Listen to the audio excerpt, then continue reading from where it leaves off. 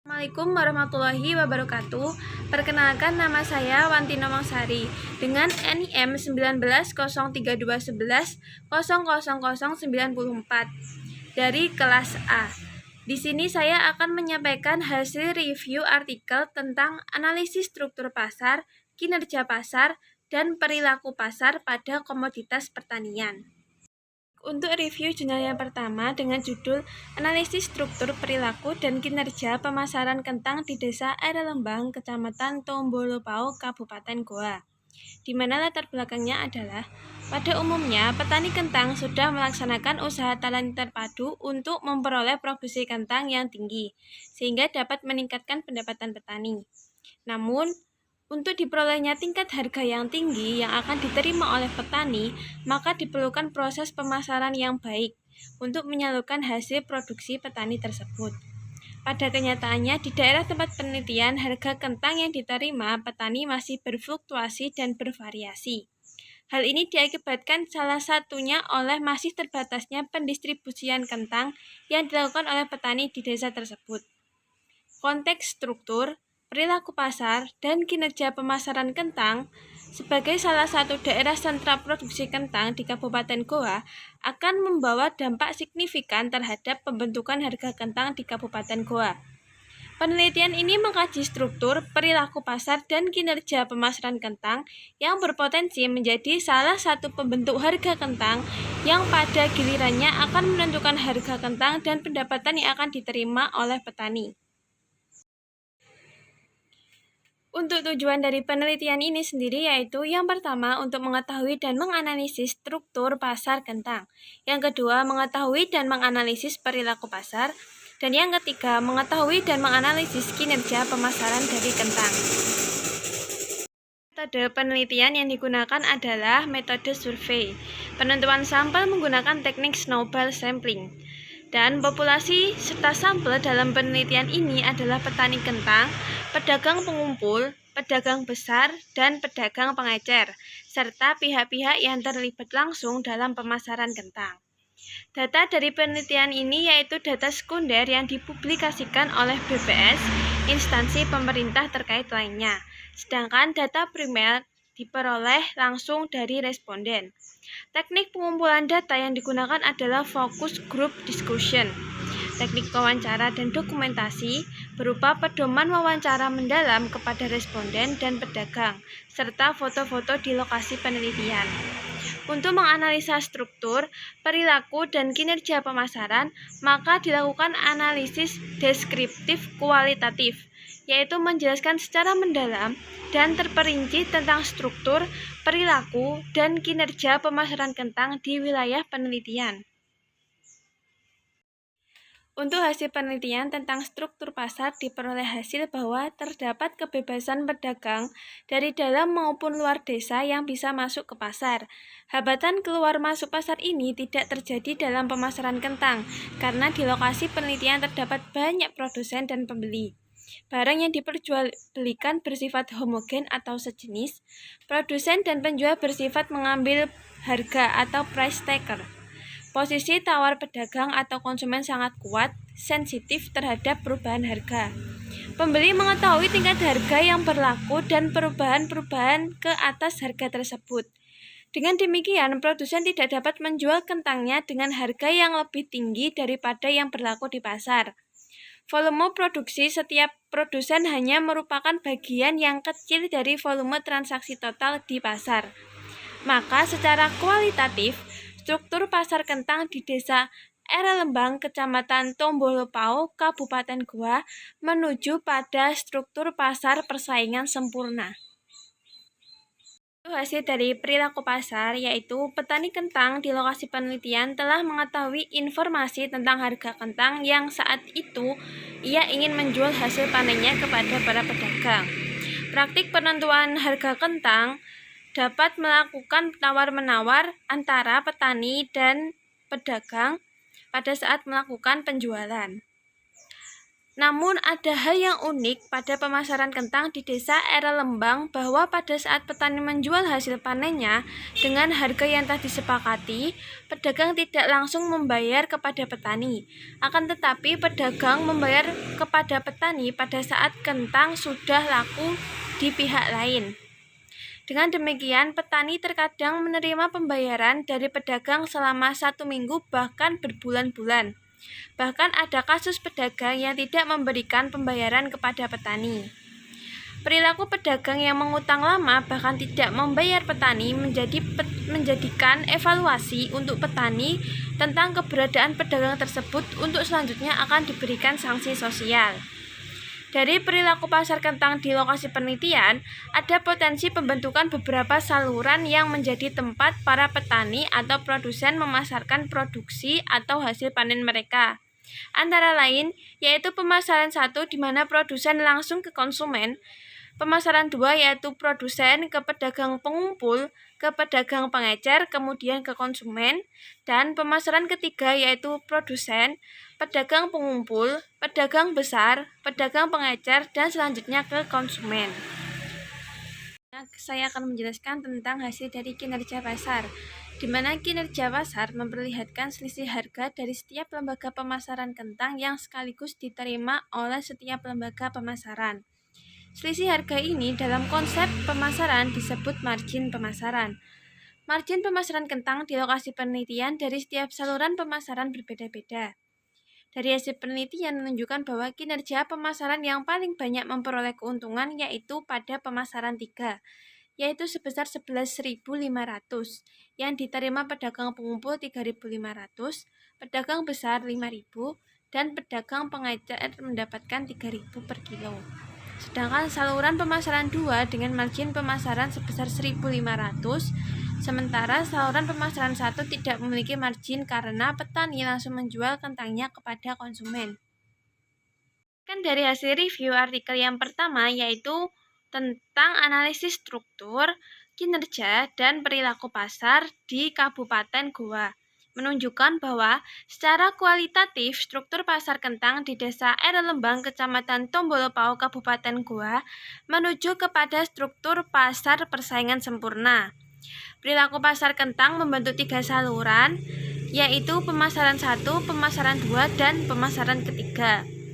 Sedangkan kinerja pemasaran yang paling banyak memperoleh keuntungan yaitu pada pemasaran 3 yaitu sebesar 11.500 per kilogram. Selanjutnya kita akan mereview jurnal yang kedua, di mana judulnya adalah Analisis Struktur, Perilaku, dan Kinerja Pasar Cabai di Desa Bayung Gede, Kecamatan Kintamani, Kabupaten Bangli. Latar belakang dari jurnal ini yaitu sebagai salah satu daerah penghasil produksi sayur-sayuran yang cukup besar di Bali adalah Kecamatan Kintamani, Kabupaten Bangli yang terletak di dataran tinggi. Hampir 90% penduduknya bermata pencarian sebagai petani. Terdapat beberapa desa di Kecamatan Kintamani sebagai daerah potensial penghasil cabai. Salah satunya adalah Desa Bayung Gede. Produksi cabai di Provinsi Bali dari tahun 2009 sampai tahun 2013 cukup berfluktuatif. Pemasaran menjadi hal yang penting dalam menjalankan kegiatan usaha tani. Pemasaran akan lebih berjalan dengan baik dan efisien apabila informasi tentang produk dapat diketahui oleh semua pihak, baik informasi jenis komoditas, mutu, harga, pasar, dan ketersediaan. Melihat kondisi ini, petani cabai yang produk utamanya yaitu cabai dan sudah menjadi mata pencarian mereka, menarik untuk dikaji sebagaimana sistem pemasaran dengan melakukan penelitian pada struktur, perilaku, dan kinerja pasar cabai di Desa Bayung Gede, Kecamatan Kintamani, Kabupaten Bangli. Kita akan membahas tentang tujuan penelitian dan metode penelitian, di mana tujuan dari penelitian ini yaitu untuk mengetahui struktur, perilaku, dan kinerja pasar komoditas cabai di Desa Bayung Gede, Kecamatan Kintamani, Kabupaten Bangli. Metode penelitian yaitu populasi dalam penelitian ini adalah petani cabai yang berjumlah 30 orang. Penetapan responden diambil secara sensus, sehingga dipilih secara keseluruhan yaitu petani cabai yang berjumlah 30 orang dijadikan sebagai responden. Metode pengumpulan data yang digunakan yaitu meliputi wawancara, dokumentasi, dan studi pustaka. Variabel yang digunakan dalam penelitian ini adalah struktur, perilaku, dan kinerja pasar yang dilihat dari indikator, meliputi saluran pemasaran, jumlah lembaga pemasaran, diferensiasi produk, halangan keluar atau masuk pasar, hubungan atau koordinasi vertikal, fungsi pemasaran, strategi harga, penggunaan informasi, kerjasama, margin pemasaran, farmer share, dan efisiensi pemasaran. Metode analisis yang digunakan adalah metode analisis deskriptif. Hasil yang didapat yaitu mengenai struktur pasar, di mana terdapat 3 jenis saluran pemasaran cabai pada petani di Desa Bayunggede, Kecamatan Kintamani, Kabupaten Bangli. Lembaga-lembaga yang terlibat dalam perdagangan ini yaitu pedagang pengumpul, pedagang antar kota, pedagang antar pulau, dan pedagang pengecer.